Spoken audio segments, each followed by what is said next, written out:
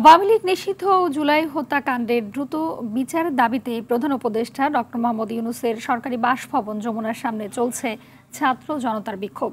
সেখানে ফোয়ারার পাশে বাদ জুমা বড় জামায়াত করার ঘোষণা দিয়েছেন তারা। এতে দলমত নির্বিশেষে সবাই অংশ নেবে বলে জানিয়েছেন জাতীয় নাগরিক পার্টির দক্ষিণাঞ্চলের মুখ্য সংগঠক হাসনাত আব্দুল্লাহ। সাকিবুর রহমানকে সঙ্গে নিয়ে দীপ্ত চন্দ্রপালের রিপোর্ট।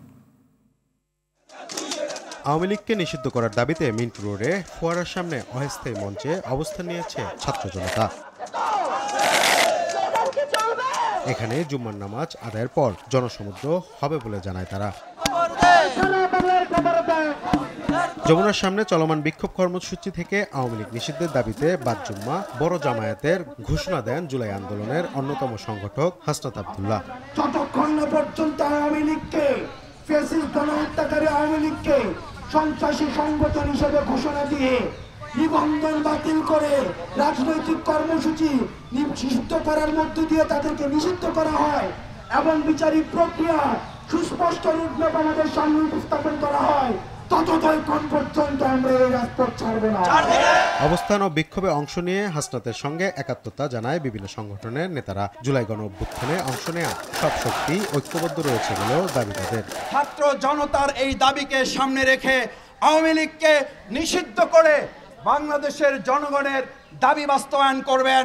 মাঝখানে যুবলীগ, স্বেচ্ছাসেবক লীগ আর এই সমস্ত ডালপালা কাটার ষড়যন্ত্র করে আমাদের এই ছাত্র জনতাকে আর ঘরে ফিরিয়ে দিতে পারবেন না। ফ্যাসিস্ট ও গণহত্যাকারী সংগঠন হিসেবে আওয়ামী লীগকে নিষিদ্ধ ঘোষণার দাবি আদায় করে মাঠ ছাড়ার অঙ্গীকার ছাত্র জনতার। এই স্বৈরাচারী শাসক বাংলাদেশের ইতিহাসে এমন কোনো জঘন্য কাজ নাই যে কাজ স্বৈরাচার করে নাই। পুরোপূর্ণ আস্থা না পাই তাহলে আমাদের জীবন এখানে আগুন জ্বালিয়ে শেষ করে দেব।